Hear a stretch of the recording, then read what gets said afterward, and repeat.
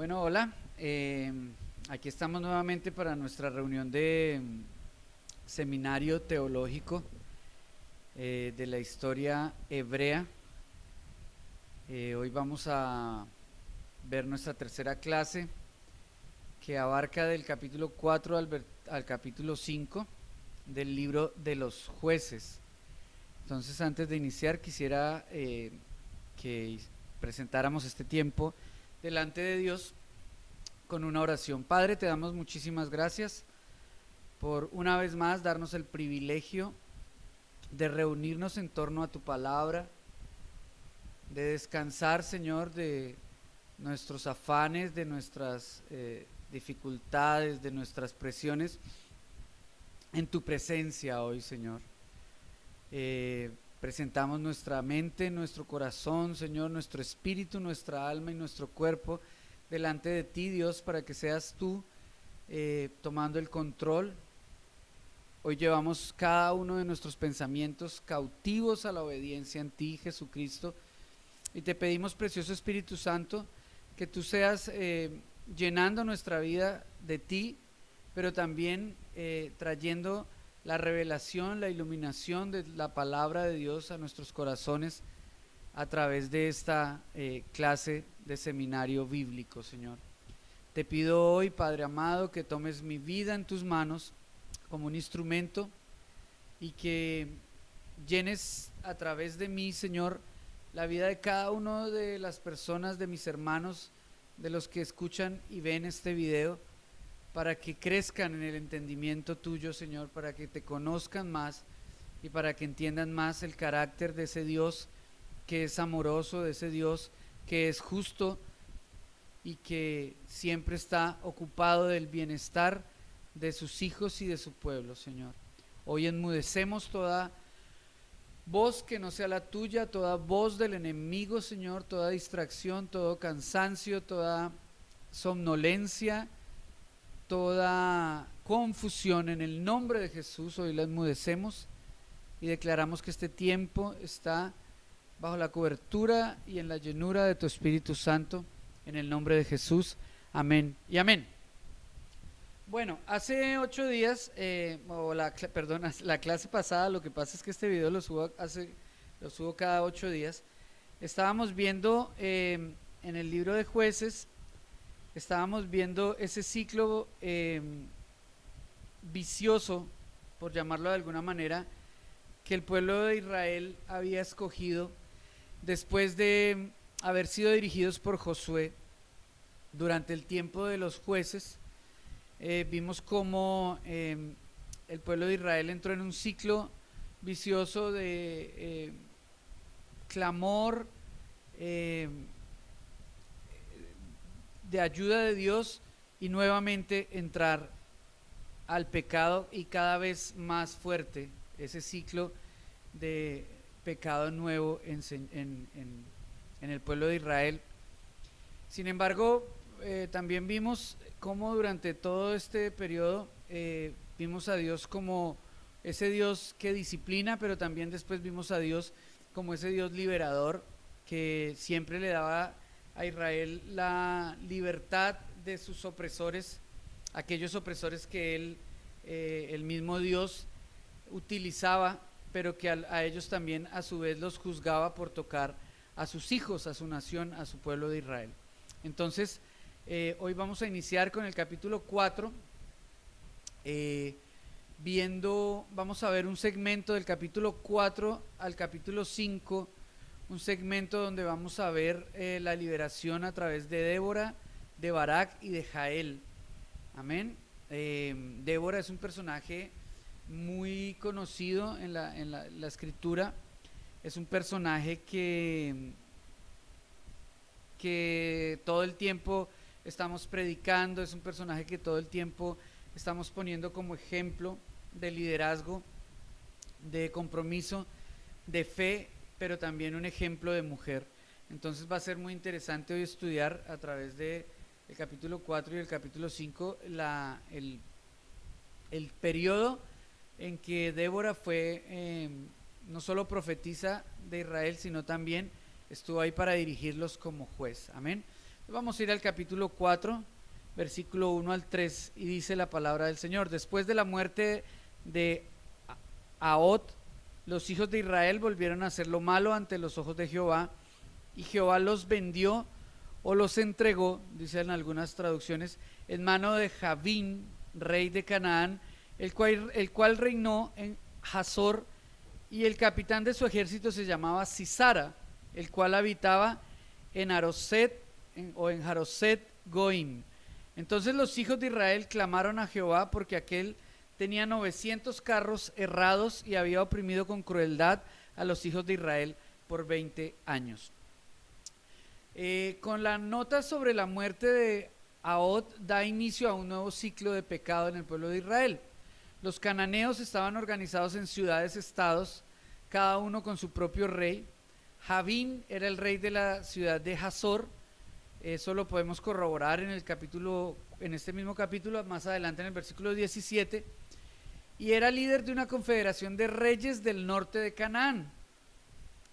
En Josué capítulo 11, versículos 1 al 5, se nombra esta llamada confederación de reyes que estaban aliados en contra del pueblo de Israel. Esta confederación en cabeza del rey Javín tendría hegemonía sobre las otras ciudades de la confederación, ya que el jefe de su ejército moraba en una de ellas. Es decir, el jefe del ejército de Javín, Sisara, moraba en una de esas ciudades. Esta hegemonía le hacía rey de Canaán, no solamente rey de Hazor, sino rey de Canaán. Y este sector que él gobernaba estaba situado en el norte de Galilea. Hazor es la ciudad cananea más grande que haya sido encontrada en los estudios históricos y arqueológicos de esta época. Sus aliados incluirían algunas de las ciudades no conquistadas mencionadas anteriormente en el capítulo 1 del versículo 27 al 33. ¿Recuerdan? Cuando el Señor hace un recuento de las ciudades que no fueron conquistadas por sus hijos.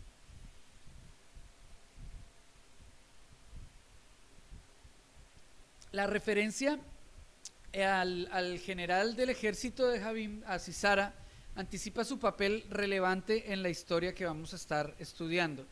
Este hombre resulta ser el personaje enemigo central. La batalla no se libra entre dos gobernantes, es decir, la batalla no se libra, o los protagonistas de esta batalla no son Javín y Débora, sino que los protagonistas de esta batalla son los dos generales, Sisara y Barak. Los 900 carros de caballos errados que nombra el versículo 3 implican que Haroset Goim estaba en el valle de Jezreel. El número de los carros indica el poderío de Javín y Sisara. El gran rey Salomón tenía solo 1400 carros en todo su territorio, y recordemos que el gran rey Salomón era un hombre, dice la escritura, el más poderoso sobre la faz de la tierra. Entonces esto nos sirve para hacer una comparación con el poder militar que tenía Javín, y esta confederación pues tenían 900 carros, que no son los 1400 de Salomón, pero son 900 que para esta región era un poderío militar impresionante. Recordemos que estos carros o carruajes eran carruajes que estaban forrados en láminas de acero, eran blindados, y esto les daba un poderío militar muy muy superior al resto de los ejércitos que en el territorio de Canaán moraban. Por fin los israelitas claman por socorro a Dios una vez más. En el versículo 3 lo vemos, y la frase con crueldad subraya el sufrimiento de Israel, ¿no? Dice, clamaron a Jehová porque aquel tenía 900 carros cerrados y había oprimido con crueldad a los hijos de Israel durante 20 años. Había sido un tiempo de sufrimiento de Israel, y fue la segunda, o es la segunda opresión más larga en el libro de los jueces. Vamos a empezar con la primera división, que es la de la liberación, y la liberación a su vez se divide en otros segmentos. El primero que vamos a ver de ellos son los preparativos para esta liberación, que están en el versículo 4, en el capítulo 4, del versículo 4 al 13. Ya estamos condicionados a esperar que después del clamor Jehová siempre levanta a un libertador, ¿no? Recuerdan, este es el ciclo que estamos estudiando repetitivo en el libro de Jueces. Pero ahora resulta que cambia algo o no cambia nada, depende cómo lo mires. Ahora es una mujer. El texto hebreo subraya, le da énfasis a su sexo. Profetiza es literalmente una mujer que profetiza, y es una frase que aparece solo aquí en el Antiguo Testamento. No aparece en ningún otro lugar de la Biblia, sino en el Antiguo Testamento. Es una frase que aparece solo aquí, y aparte de eso enfatiza también en la palabra esposa. Vamos a leerlo. Gobernaba en aquel tiempo a Israel una mujer, ahí enfatiza, Débora, profetisa, mujer de Lapidot. El término mujer aquí literalmente es esposa, ¿no? Ya había liberado a Israel por medio de un hermano menor, ¿recuerdan? También lo había liberado a Israel de la opresión por medio de un zurdo o un hombre con su mano derecha seca, y a través de un extranjero. Estos habían sido los jueces que habían precedido, o los hombres que Dios había utilizado para liberar de la opresión al pueblo de Israel. Y ahora va a usar a una mujer. Una traducción literal del hebreo del versículo 4 sugiere que el autor comparte nuestro asombro. Y Débora, mujer profetisa y mujer de Lapidot, ella juzgaba a Israel en aquel tiempo. El verbo traducido literalmente gobernaba, aquí tiene un sentido más cercano a juzgaba. Amén. Entonces, esto vuelve y nos da la enseñanza que nos está dando el Señor en el transcurso de este estudio, y es que Dios, fiel a su palabra, fiel a sus promesas y fiel a su carácter, siempre escoge de lo vil y lo menospreciado. Escogió el hijo menor, rompiendo la tradición del primogénito. Gobernó, liberó a través de un hombre de mano seca, que para el pueblo de Israel era una maldición, y liberó a través de un extranjero que para el pueblo de Israel era inaudito, porque ellos, ustedes saben, los nacionalistas que durante toda la historia han sido. Y ahora libera a través de una mujer, rompiendo el estigma y el paradigma. Yo me gozo mucho en eso, me alegro mucho en eso, del machismo recalcitrante que maneja la nación de Israel. Amén. Débora no habla a Barak con autoridad de gobernante. Esto lo vemos en el versículo. Dice, gobernaba lápido y acostumbraba a sentarse bajo rama, Versículo 6, y ella envió a llamar a Barak, hijo de Abinoab, de Cedes de Neftalí, y le dijo, ¿no te ha mandado Jehová, Dios de Israel, diciendo, ve, junta a tu gente en el monte de Tabor, y toma contigo 10,000 hombres de la tribu de Neftalí y de la tribu de Zabulón, y yo atraeré hacia ti al arroyo de Sisón a Sisara, capitán del ejército de Javín, con sus carros y su ejército, y lo entregaré en tus manos? Ella no habla con autoridad de gobernante, sino solamente con la de una profetisa. Me recuerda mucho a profeta Samuel, yendo delante de David y diciéndole, ¿qué harías tú con un hombre que... ¿Recuerdan la historia? Y David le dice, pues lo condenaría a la pena máxima, y él le dice, pues ese hombre eres tú. Lo mismo está pasando en este momento cuando Débora llama a Barak y le habla en tono de pregunta, como lo usan normalmente los profetas. Entonces podemos ver que Otoniel juzgó a Israel cuando les dirigió al arrepentimiento nacional. Eso lo vemos en el versículo 10 del capítulo 3, y en este momento Débora también hace lo mismo. Ella ejercía la función de juez, y como juez decidiría los casos en los tribunales inferiores. O sea, ella era como la cabeza de la organización del pueblo de Israel. Entonces habían unos tribunales pequeños. Esos tribunales, si no lo podían solucionar el problema, era llevado al juez, y ella tenía esta autoridad. Pero creo yo que su principal labor en este tiempo, por la forma como ella se dirige a Barak, más que cualquier cosa, era juzgar a través de su don de profecía. En la Biblia encontramos otros ejemplos de mujeres profetizas, como María en Éxodo capítulo 15 versículo 20, Hulda en Segunda de Reyes capítulo 22 versículo 14, Noadía aparentemente era una profetisa falsa, pero es nombrada en Nehemías 6:14. Y ahora Débora, que emite sus juicios en Benjamín, debajo de una palmera. Eso está referenciado en el versículo 5.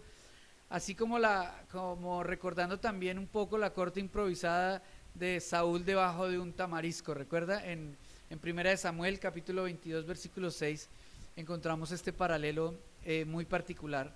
Y creo que tal vez es porque esta palmera se consideraba especial, ya que la palmera normalmente no crece en la región montañosa donde se encontraba asentado la tribu de Efraín.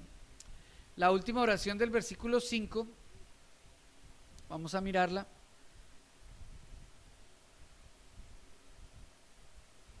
La última oración del versículo 5 hace referencia a lo que solía suceder en los días de Débora, para iniciar nuevamente nuestro ciclo de eventos que conducen a la victoria de Javín. Dice: y los hijos de Israel subieron, no subían, sino que subieron a ella para el juicio. En esta ocasión ellos acudieron a Débora para la misma clase de juicio con que Otoniel juzgó a Israel. Una confesión de pecados y una proclamación de la ley del Señor, es decir, leer los rollos, y de nuevo a través de esta confesión de reencontrarse con la palabra de Dios venía el arrepentimiento que procedía a la liberación. Y creo que esto sigue siendo vigente en nuestras vidas. El camino hacia la bendición, el camino hacia el cambio en cualquier circunstancia donde estemos viendo la derrota frecuentemente o la derrota recurrentemente, es esta misma: arrepentimiento, reencontrarnos con la palabra y la dirección de Dios, y vendrá el proceso de liberación y de victoria. Como profetisa, Débora ahora será usada por Dios para levantar al libertador. Vean el versículo 6. Y ella envió a llamar a Barak. Amén. Entonces ella no va a ser la libertadora. Por eso digo que Débora en esta ocasión hace una diferencia muy, muy especial, y es que ella no va a ser la protagonista de la batalla, no va a ser la protagonista de la estrategia, no va a ser la mujer que Dios va a levantar como libertador. Y por eso creo que ella, más que cualquier cosa, fue escogida por Dios como juez por su don de profecía, porque ella desata la palabra profética sobre Barak, y él va a la batalla. Amén. También en el versículo 7 dice que el Señor va a traer a Sisara, y que el Señor va a salir delante de Barak, y que el Señor devastará el ejército de Sisara, y que el Señor entregará a Sisara en manos de Barak y de Jael, y que Dios, el mismo Jehová de los ejércitos, el Dios de Israel, nuestro Señor, someterá a Javín. Finalmente, en el versículo 23. Es una línea de tiempo que quiero que te quede clara, porque todo esto nos habla de la soberanía del Señor, ¿no? Del poder de Dios. Es Dios el protagonista, a pesar de que Él escoge hombres para hacer su tarea, para hacer la tarea. La honra, la gloria, el plan, la estrategia, el poderío siempre fue de Jehová de los ejércitos, siempre es de nuestro Señor, y siempre va a ser de nuestro amado Padre. Amén. Neftalí y Zabulón, juntamente con Isaacar, serán las tribus más afectadas por la opresión. El monte Tabor estaba en la frontera de Neftalí. El monte Tabor es nombrado aquí en el versículo 6. Junta a tu gente en el monte de Tabor y toma contigo 10,000 hombres, dice la palabra. El monte de Tabor estaba en la frontera de Neftalí, Zabulón e Isaacar, en el borde del valle de Jezreel. Y Dios promete entregar a Sisara en el arroyo de Quizón, en el fondo del valle. Ha planificado la batalla para el lugar donde Javín es más fuerte, en la llanura del valle de Sisara.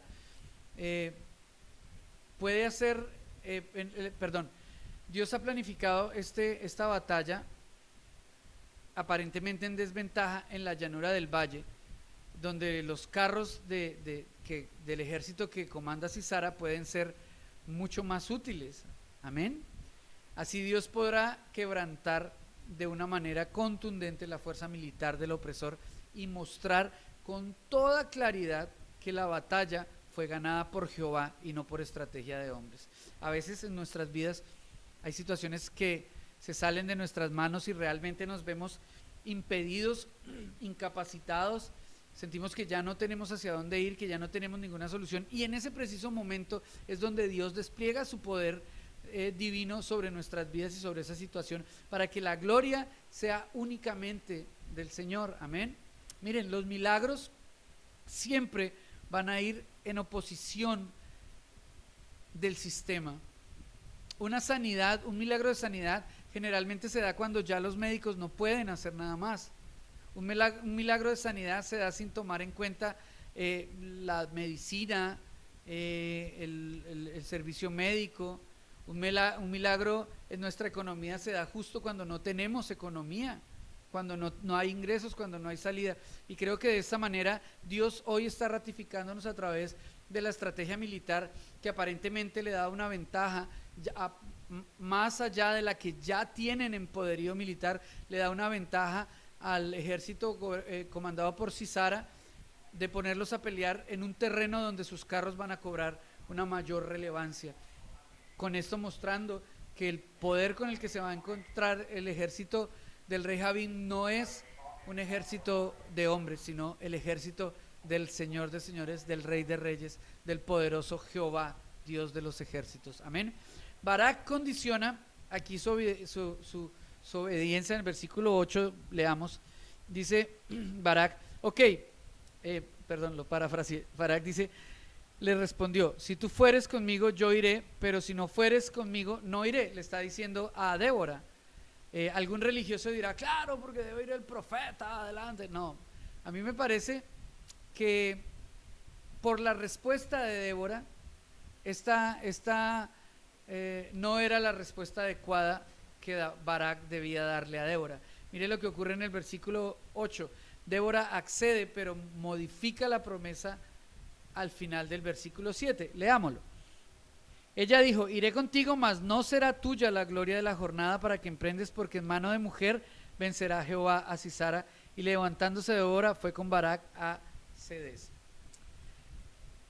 En esto hay una crítica implícita a Barak y a los varones de Israel en general, y es debido a su desobediencia y la falta de carácter y la falta de fe en Dios. Dios tenía que levantar a mujeres para librar a Israel. Tuvo que levantar una mujer porque a pesar de que Barak era un gran militar, sintió temor de ir y dijo, no, solamente si tú vas conmigo, como diciendo, no, es que tú eres el ícono de que Dios irá conmigo. Eso se llama falta de fe, pero también se llama cobardía.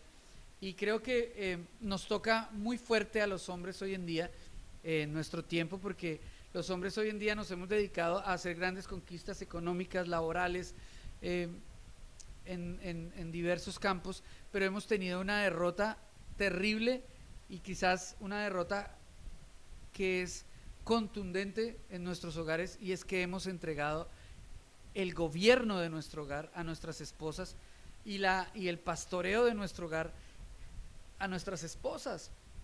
Y claro, así como Dios lo hizo con Débora por misericordia de nuestros hogares, Dios permite que nuestras esposas florezcan y luzcan, y bendito sea el Señor y gracias a Dios por ellas, pero no es el orden de Dios. La palabra de Dios dice que el hombre debe ser la cabeza de su hogar, y los hombres no podemos refugiarnos detrás de nuestros trabajos, detrás de una falsa responsabilidad económica por nuestro hogar. No podemos relegar o delegar el lugar primordial, el lugar que Dios nos ha dado como reyes, sacerdotes y pastores de nuestro hogar. Amén. Aquí creo que Dios nos está dando una lección a través de Barak, y le dice a Barak, Débora le dice, ok, yo voy a ir contigo, pero ya la victoria no va a ser tuya, a pesar de que él iba a estar con la espada en el frente de batalla, en la primera línea, pero ella le dice, ya no, porque no tuviste fe, porque no fuiste valiente. Ahora Dios va a usar a una mujer. Amén. Sin embargo, acompañado por Débora, Barak convoca a 100,000 soldados conforme al mandato que Dios les había dado en el versículo 6, y la anuencia o la respuesta de todos estos milicianos de seguir a Barak indica que él era un líder militar de renombre, por lo menos en su propia tribu de Neftalí y en las tribus vecinas. Ellos subieron al monte de Tabor, de donde podían atacar la ruta comercial principal entre Egipto y Mesopotamia, perdón, pasando por el valle de Jezreel y Hazor. Para quitar esta amenaza sobre Hazor y Sisara, también convocó a un ejército, perdón, para quitar esta amenaza sobre Hazor, es decir, que ellos se separaron en un lugar, el ejército de Israel se ubicó en un lugar estratégico para cortar esta carretera tan importante en Mesopotamia. Sisara también convoca, es decir, Sisara es el general de Javín, recuérdelo, de la tribu pagana, convoca a su ejército, incluyendo a todos los terribles carros de hierro de su ciudad. Haroset Goín avanza hasta este sitio acogido por Dios. Así Jehová usó la convocatoria del ejército de Israel para cumplir su promesa de atraer a Sisara hacia Barak, como lo ha prometido en el versículo 7. Con todos estos datos, lo que quiero decirte es que Dios se está parando con su soberanía absoluta sobre todas las situaciones, y a pesar de que los hombres, por ejemplo Sisara, Barak, todos ellos piensan que están haciendo su mejor jugada, lo que están haciendo es actuar dentro de la perfecta voluntad o de la soberanía absoluta de Dios en esta situación, con la finalidad de que el pueblo de Israel sea bendecido y liberado. Amén.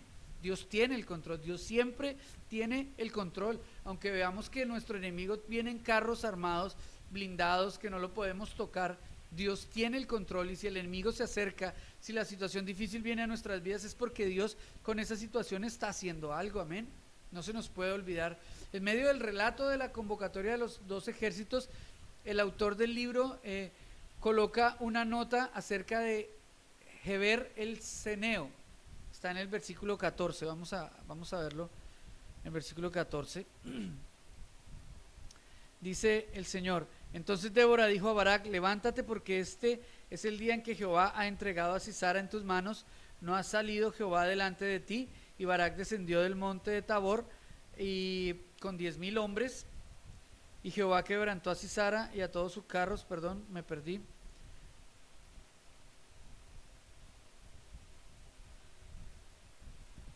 Denme un segundo, por favor. Sí, versículo 11.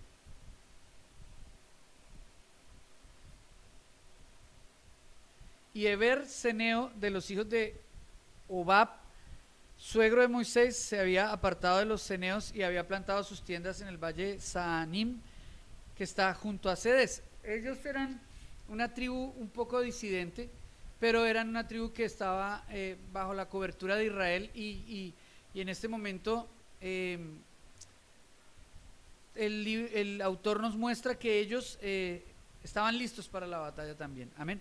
Más adelante vamos a ver el papel preponderante de esta tribu y un lugar muy importante y protagónico dentro del desenlace de nuestra historia. Ellos estaban al sur de la tribu de Neftalí, entre las fronteras de ellos estaban exactamente entre Neftalí, Zabulón, ahí estaban ellos, amén, al sur de Neftalí y al noroccidente de Zabulón. Esta interrupción despierta nuestra curiosidad, porque venimos en un relato vertiginoso de los preparativos de una batalla importantísima, pero la respuesta es que más adelante ellos tendrán un papel importante en la resolución de este conflicto, como ya les había dicho. Y una mujer, la mujer de Jael, tendrá que decidir si debe ser neutral o solidarizarse con uno de los dos pueblos. Amén.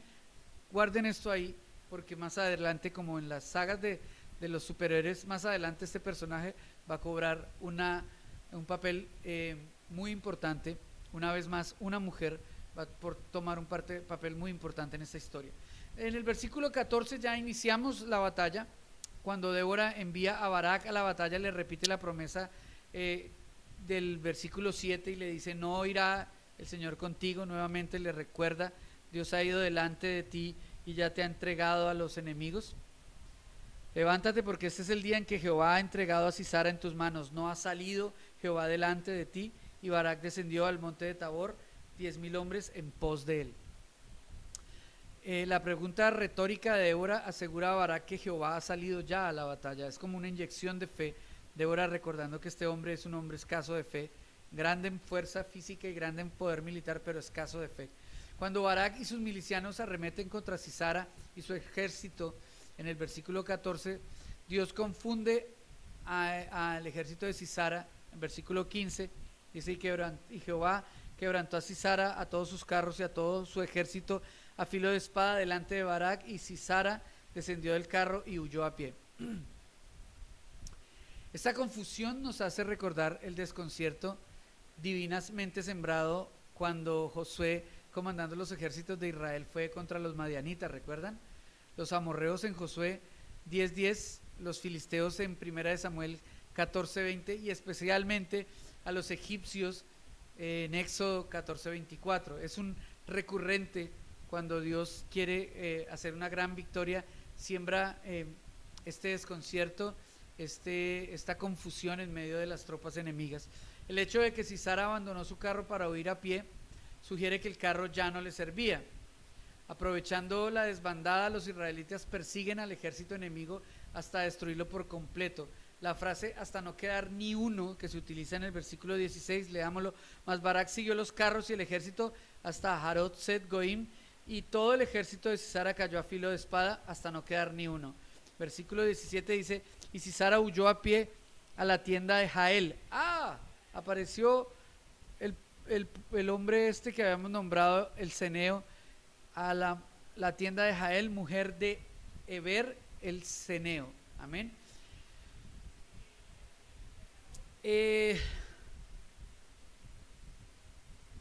Los israelitas persiguen al ejército enemigo hasta destruirlo por completo.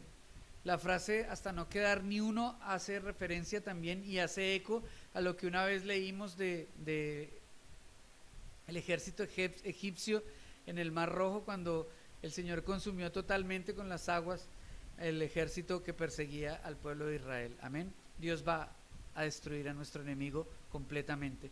Dios no nos sana a pedacitos, Dios no nos libra a pedacitos, Dios no nos redime a pedacitos, Dios no nos transforma en nuevas criaturas a pedacitos. Dios es un Dios de proceso, pero el que empezó la buena obra en ti, también Él mismo la perfeccionará. No olvides esto y guárdalo hoy en tu corazón. Ahora, la tercera fase de este segmento es la muerte de Sisara. La encontramos del versículo 17 al 22. En comparación con lo resumido de los versículos que lo rodean, esta sección se narra con muchísima más riqueza de detalles que las anteriores. El asesinato por parte de esta mujer Jael es el evento en el que el autor más énfasis da durante todo el capítulo 4, perdón. Mientras su ejército se retira hacia el occidente, Sisara deslealmente lo abandona para ir hacia el oriente. Sisara cree que está a salvo con Heber porque ha concentrado porque Heber tiene un tratado de paz con Javín, con el rey Javín. En el versículo 4, en el versículo 17 hacen referencia, leámoslo. Sin embargo, recordemos que Heber se encuentra en medio de las dos fronteras, ¿no? Y Sisara huyó a pie a la tienda de Jael, mujer de Heber Ceneo, porque había paz entre Javín y el rey de Hazor y la casa de Heber Ceneo. Es decir, él estaba en una pequeña Suiza, ¿no?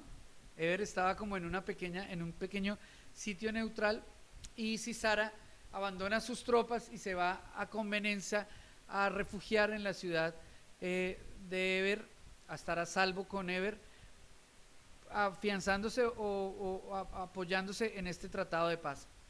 La recepción de Jael del versículo 14 al 20 le confirma esa opinión. Ella sale para invitarlo a apartarse del camino y a entrar en su tienda, y quien invitaba a otro a entrar bajo su techo se hacía responsable por su seguridad. Eso está en el versículo 19, en el capítulo 19 del libro de Génesis, en el versículo 8. Después lo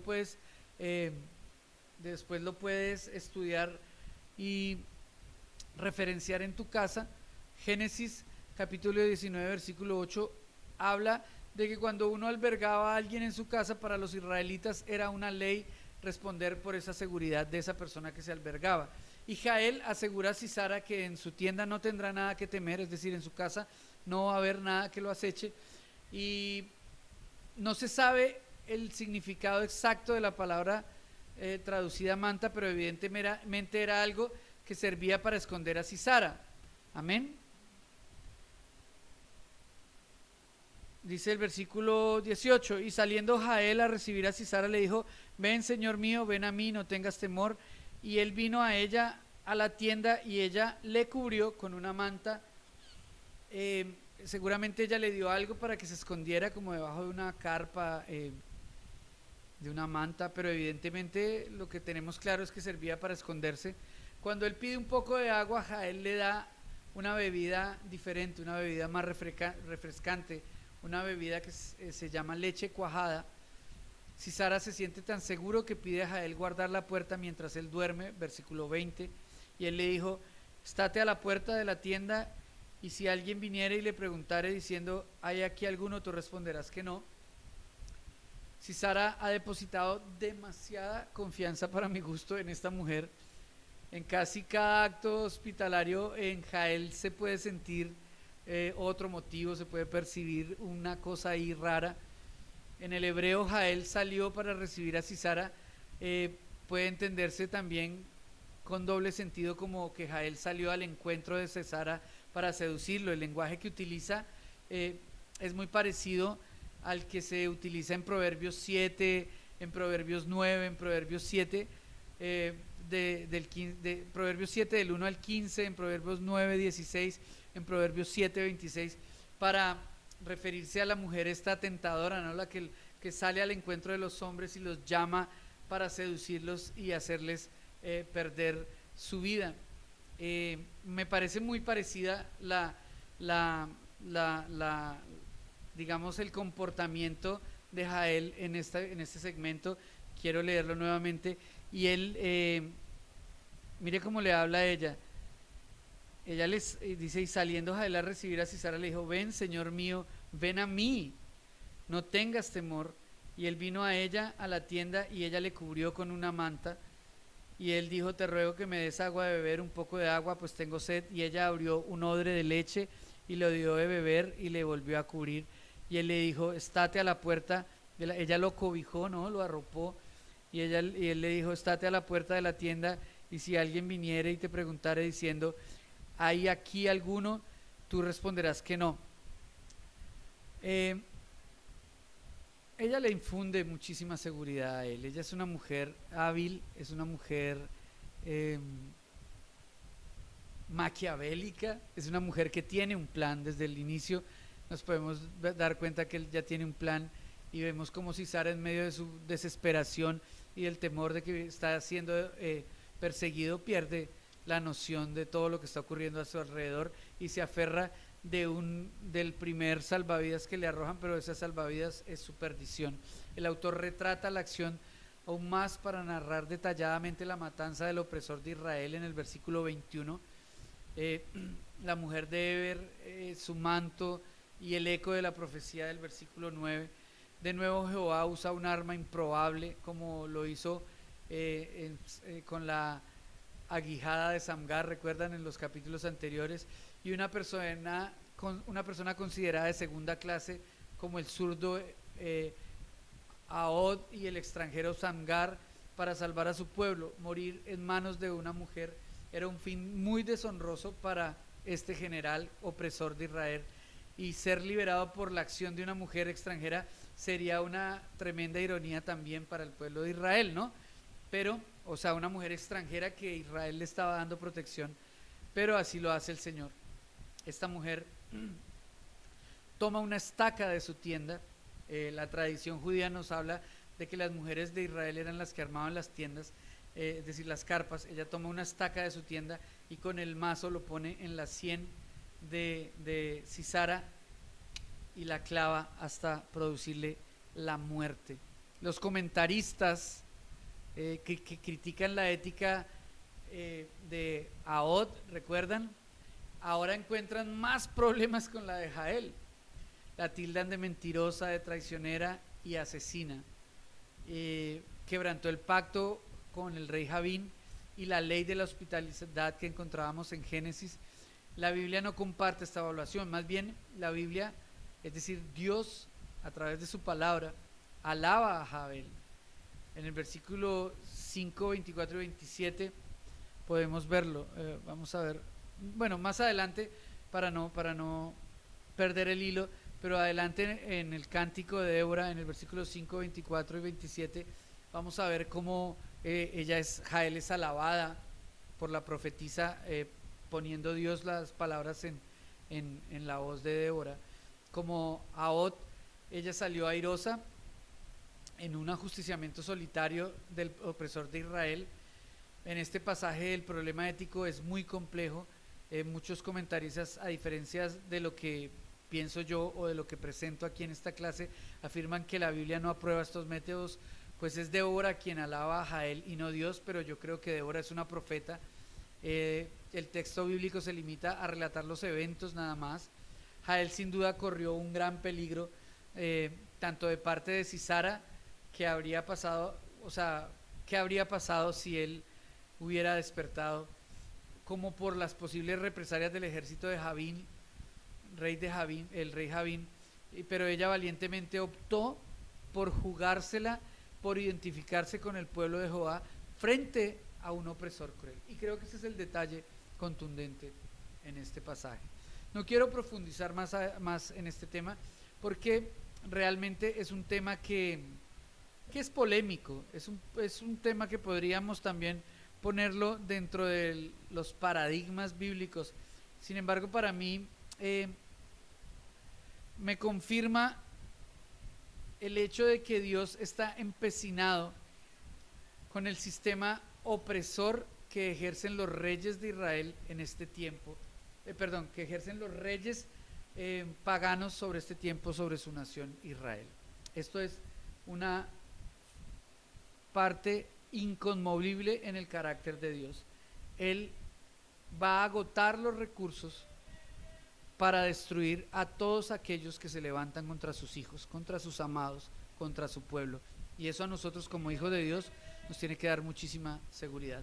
Jael apenas ha ejecutado al enemigo cuando llega Barak buscando a Sisara, versículo 22. Leámoslo. Y siguiendo Barak a Sisara, perdón,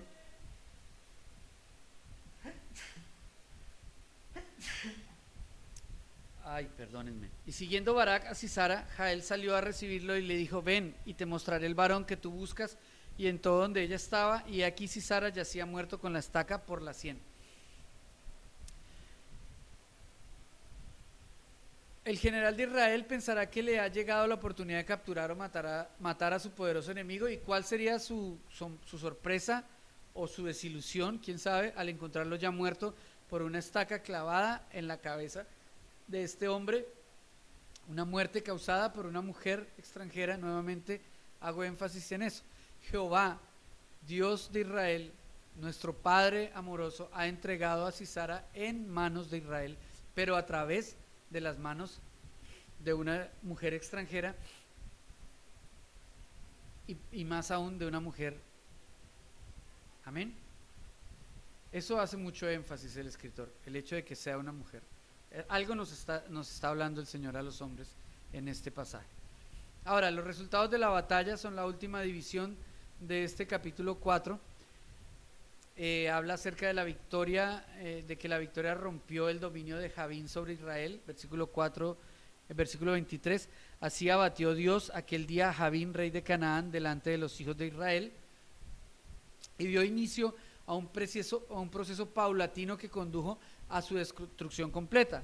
Versículo 24, y la mano de los hijos de Israel fue endureciéndose más y más contra Javín, rey de Canaán, hasta que lo destruyeron. Y da inicio a 40 años de paz. La repetición de Javín, rey de Canaán, en el versículo 4, 2 y 23 marca el comienzo y el fin de una temporada de opresión para el pueblo de Israel, y nos invita a comparar la situación de Jabín al comienzo y al final del capítulo. El poderoso rey de Canaán ha sido sometido por la mano poderosa del Rey de Reyes y Señor de Señores, Jehová de los ejércitos. Gloria a Dios por esto. Ahora, el capítulo 5 es un cántico, es el cántico de victoria entonado por Débora. La narración en prosa del capítulo 4 se corta y este cántico poético lo complementa porque habla sobre la misma liberación. El poema que vamos a leer da por hecho que el lector conoce ya los eventos del capítulo 3 y del capítulo 4, ya que nos introduce directamente a Samgar, a Jael, a Débora, a Barak, a Sisara, sin dar mayores explicaciones de quiénes son. Entonces nos obliga a leer el contexto general como siempre debemos hacerlo cuando leemos la Biblia.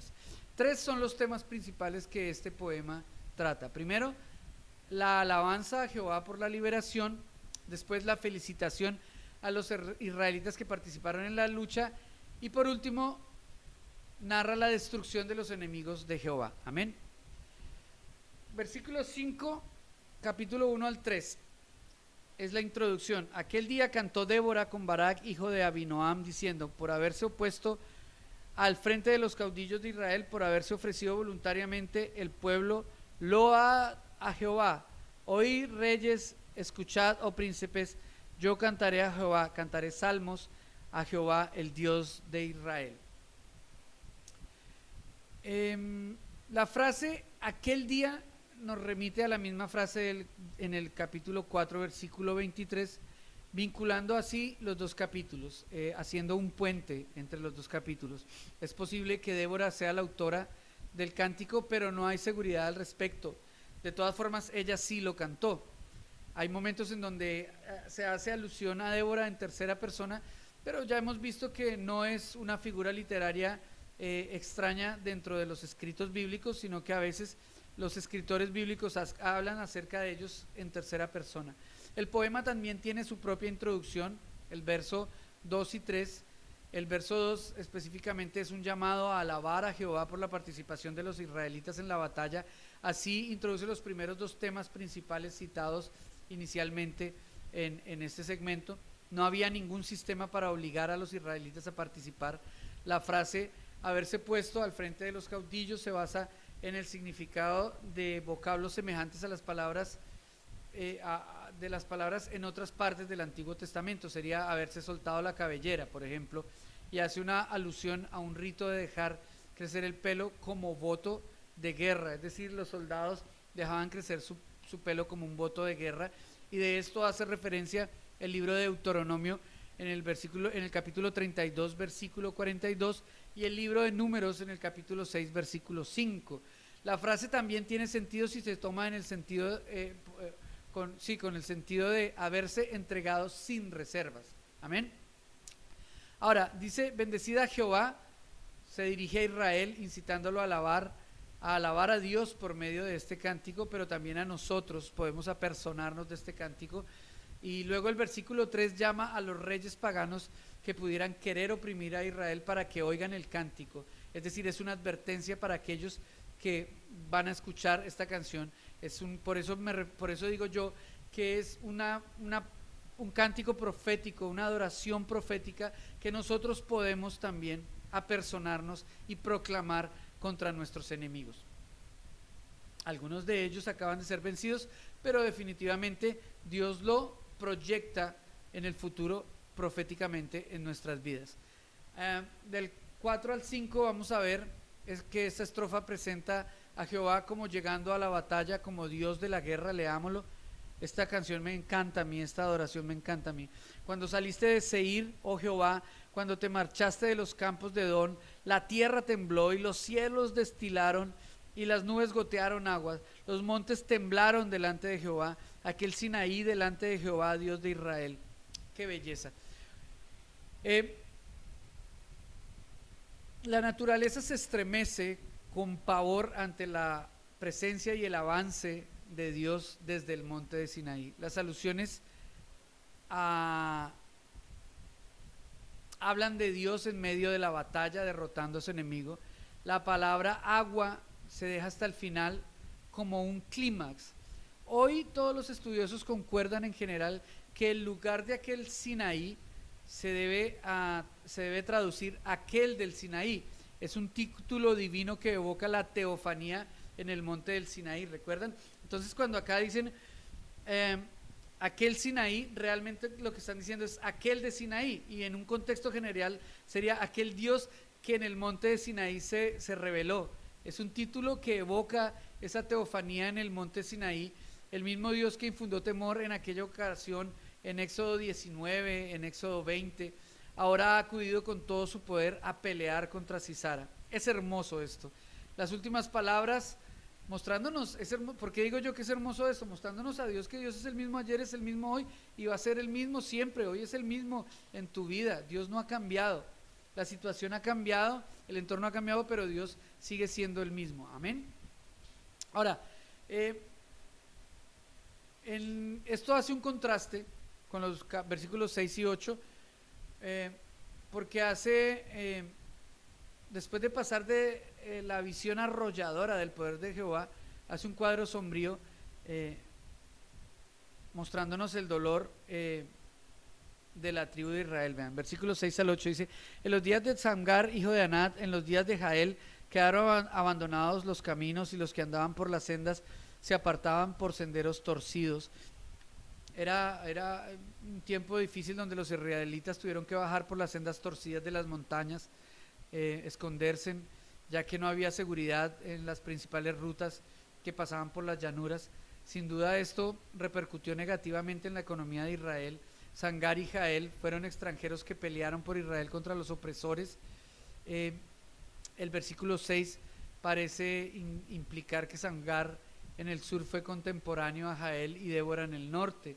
La alusión a Jael anticipa lo que vamos a leer en los versículos 24 y 27. Amenazado en las aldeas por los cananeos, el pueblo de Israel buscó refugio en las ciudades amuralladas. Esta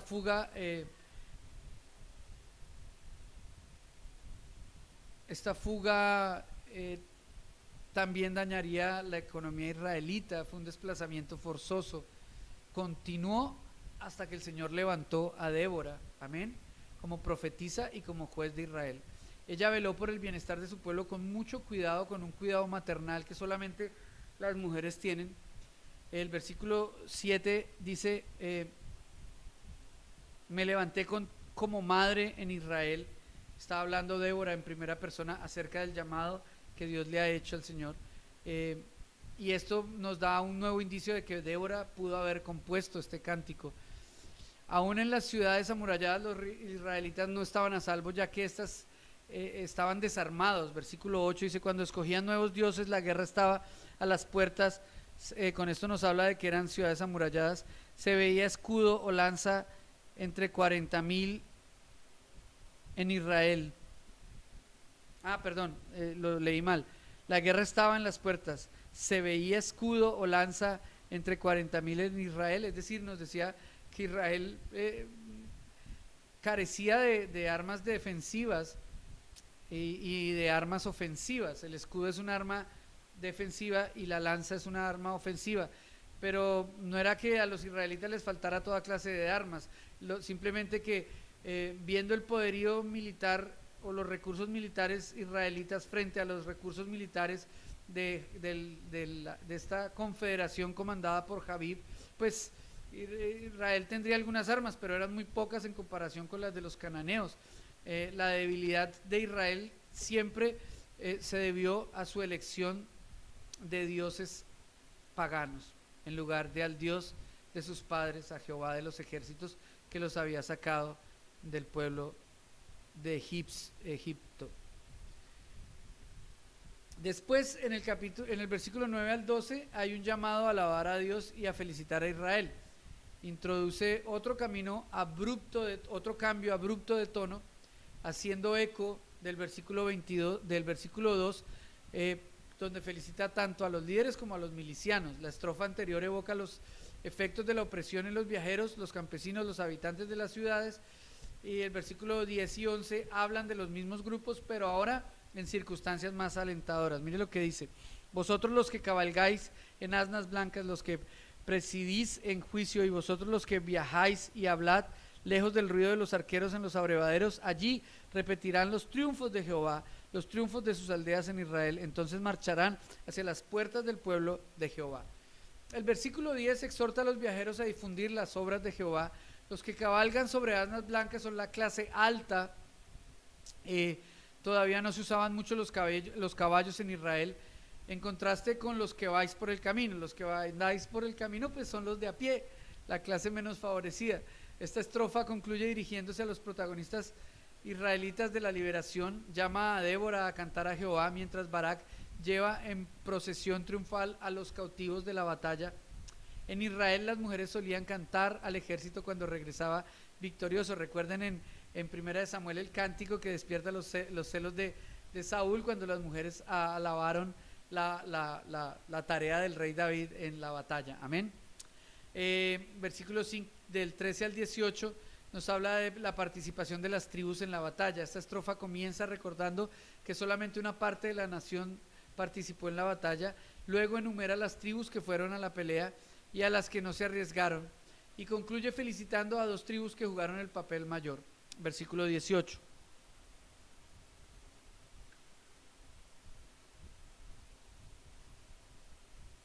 El pueblo de Zabulón expuso su vida a la muerte, y Neftalí en las alturas del campo. Amén. Hace una alusión especial a las tribus que pelearon, y es posible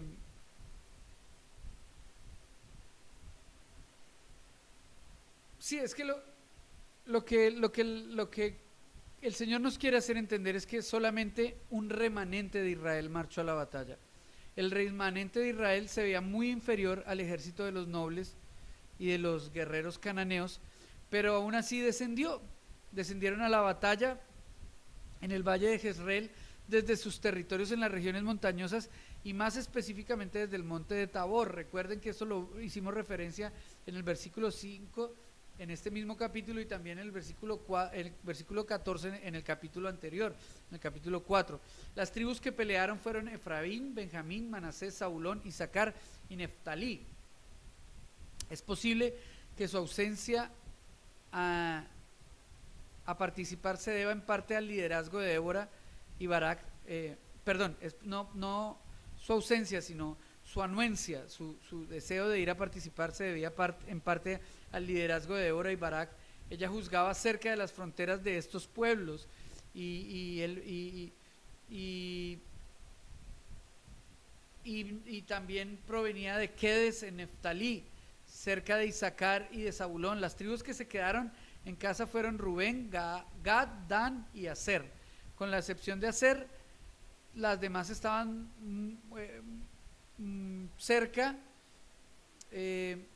estaban alejadas del conflicto y de la influencia de Débora y Barak y de Simeón. Entonces tal vez por esto no hubo como tanto poder de influencia en ellos. Aparte, las tribus enemigas estaban ubicadas en una carretera principal donde no había comunicación entre estos dos segmentos del pueblo de Israel. Tal vez por eso las tribus del sur no fueron. Amén. Ahora, el cántico sigue haciendo, en el versículo 19, sigue haciendo alusión a la batalla. La estrofa habla de la actuación de 2 grupos de combatientes: los reyes de Canaán y las estrellas y el torrente de Quisot. Leámoslo. Vinieron reyes y pelearon, entonces pelearon los reyes de Canaán y de Tanac junto a las aguas de Meguido, mas no llevaron ganancia alguna de dinero. Desde los cielos pelearon las estrellas, desde sus órbitas pelearon contra Sisara. El barro del torrente los barrió el torrente de Sisó, el antiguo torrente, el torrente de Sisón. Marcha, oh alma mía, con poder. Aquí pasa algo muy especial. Han enumerado las tribus que fueron a la batalla, Y ahora el versículo 19 cuenta que en contra de ellas vinieron los reyes de Canaán. La repetición de reyes y combatieron evoca toda esta confederación que se unió alrededor del rey Jabín. Sin embargo, se quedaron con las manos vacías. En contra de los cananeos y a favor de Israel pelearon desde los cielos las estrellas y en la tierra el torrente de Quizón. Las estrellas hace alusión a una intervención divina, quizás a través de los ángeles, no es claro, pero es más probable que se refiera a cómo la estrategia de Dios fue hacer llover un aguacero torrencial que volvió el torrente de Quizón en un fuerte río torbellino, un fuerte río, un fuerte torrente que inundó el valle y fluyó desde los montes y formó este tremendo torrente. La creciente arrastró a los cananeos e hizo inútiles sus carros de hierro porque sus llantas se enterraron en el barro. Ahora, esto probablemente todo sucedió en temporada seca del año, cuando los arroyos que bajan de las montañas normalmente no tenían agua, porque de otra manera Sisara hubiera tenido más cuidado de no quedar atrapado en estos valles que se volvieron un barrizal. El aguacero también demostraría a los ejércitos, tanto israelitas como paganos, que el Dios de la lluvia no era Baal, sino Jehová. Amén. Aunque el cántico ha puesto mucho énfasis en que de Israel acudieron a la batalla, aquí no incluye a los israelitas entre los combatientes, más bien nombra a las herramientas o los soldados de Jehová, que fueron las estrellas, la lluvia, los ríos. Sin embargo, los contrincantes de Jehová no son los dioses cananeos. Hay un solo Dios real, quien pelea desde los cielos. Amén. Aquí en esta batalla no aparece Baal, no aparece Acera, mostrando el Señor que solamente Él es real y Él es quien pelea desde los cielos, y los que se le oponen, aunque sean reyes, son puros seres humanos. Amén. La última oración en el versículo 25 dice: marcha, oh alma mía, con poder. Es un cántico de victoria, es un grito hermoso de victoria. Amén. El versículo 22 hace una evocación al sonido de los cascos de los caballos cuando los carros de Sisara huían en desorden.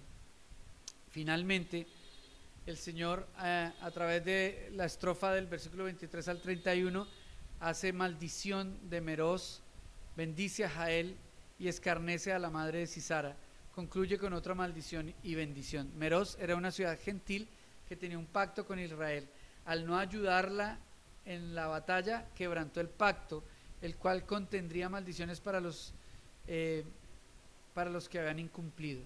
Habiendo hablado ya de quienes de Israel estuvieron en la batalla, el poema ahora enfoca la participación gentil. Meroz es maldecido en contraposición a Jael, que fue bendecida siendo gentil, peleó por Israel. El Antiguo Testamento no promete bendición a los israelitas que participan en sus batallas, ni los amenaza tampoco con maldición por no pelear, pero a las gentiles les promete bendición o maldición según bendigan o maldigan a Israel. Esto está en la promesa que Dios le dio a Abraham en Génesis 12:3, y nos recuerda que la batalla era de Dios, de Jehová, el Rey de Israel. Los milicianos llegaron solamente para ser una suerte de espectadores, para recoger el fruto de la victoria de Jehová. El cántico bendice a Jael, y con esto concluyo el inicio de la polémica que algunos estudiosos de la palabra tienen por los métodos que utiliza Jael aquí para darle muerte a Sisara, porque el Señor bendice la vida de benditas, dice el versículo 24, bendita sea entre las mujeres Jael. Recuerden que esto pone a esta mujer en el mismo lugar con el que Dios se refiere a la Virgen María. Amén. Recuerden el cántico o la saludación del arcángel a María: bendita entre todas las mujeres y bendito el fruto de tu vientre. Amén. Aquí el Señor pone a Jael en el mismo nivel de María. Amén. Ojo con eso. Ojo con eso. Jael le hizo sentir muy seguro sirviéndole una bebida mejor de la que había pedido. Habiendo sido derrotado por exceso de agua, ahora pide más agua. Sí, está haciendo una referencia a Sisara y presentándola. Es decir, este segmento hace un recuento de la victoria. Es como si Dios se regocijara por todo lo que ocurrió ahí. Dice, él pidió agua y ella le dio leche, el tazón de nobles le presentó crema, tendió su mano a la estaca y su diestra al mazo de trabajadores y golpeó a Sisara e hirió su cabeza y le horadó y atravesó sus sienes. No sé, pero Dios está honrando la estrategia de Jael. Amén. Dios es soberano, recuérdenlo por favor, nunca se les olvide, porque a veces cuando usamos nuestra razón o nuestro entendimiento para dilucidar o para tratar de entender las formas como Dios actúa, caemos en orgullo y podemos debilitar nuestra fe. Después el libro sigue haciendo alusión a la madre de Sisara y a su quebranto y a su dolor. El dolor de una madre por su hijo, ¿no? A pesar de que Sisara era un hombre de mal obrar, el dolor de una madre por sus hijos sigue siendo el dolor de una madre por sus hijos. Y el dolor que los hijos causamos a las madres por causa de la perversión de nuestro corazón sigue siendo un gran dolor. El cántico deja a las cananeas abruptamente para concluir con otra maldición para los enemigos de Jehová y una bendición para los que le aman. Versículo 31. Así perezcan todos tus enemigos, oh Jehová, mas los que te aman sean como el sol cuando sale en su fuerza. La última oración del versículo 31 no es parte del poema, sino la conclusión de la narración. Dice que la tierra reposó nuevamente en paz durante 40 años. Y con esto damos por concluido el tiempo en el que Débora fue juez sobre la tribu de Israel. Qué grandes enseñanzas, qué grande despliegue de la misericordia, del poder y del juicio de Dios dentro de un marco de su divina providencia. Creo que la enseñanza de hoy es: sujetémonos con temor al Señor. Dios es bueno, pero Dios es implacable también. Dios es amor, pero Dios es fuego consumidor. Y nosotros solamente somos polvo delante de la grandeza de nuestro Señor. Sujetémonos voluntariamente, con gozo y con fe, a ese poder absoluto de Dios sobre nuestras vidas, sin preguntas, sin cuestionamientos y sin duda alguna, para que la bendición de Dios esté plena en nuestras vidas. Vamos a orar para concluir. Señor, te doy gracias por tu palabra, Señor. Gracias por levantar mujeres como Débora, por levantar mujeres como Jael, cuando los hombres hemos fallado, Señor. Pero yo te pido también que restaures, Señor, en el corazón de cada hombre hoy el sacerdocio y el gobierno que tú has puesto en el diseño original de las familias. Hoy te pido perdón por cada hombre que ha fallado, Señor, a este llamado. Y yo me comprometo a ser rey, sacerdote y pastor de mi hogar durante cada día de mi vida, Señor, honrando así tu soberanía, tu diseño y tu poder absoluto sobre nuestras vidas, Señor. Que así sea para cada hombre que escucha esta clase, y que la bendición a cada mujer que se ha levantado hoy para ser libertadora de sus hogares, de los lazos del yugo del mundo de Satanás, hoy sean ungidas con poder, con una unción extra de parte de tu Espíritu Santo, Señor. Te damos gracias por este seminario y te damos gracias por el privilegio de entender, de escuchar y de enseñar tu palabra. En el nombre de Jesús, amén y amén. Dios les bendiga grandemente. Nos veremos en una próxima ocasión para una nueva clase.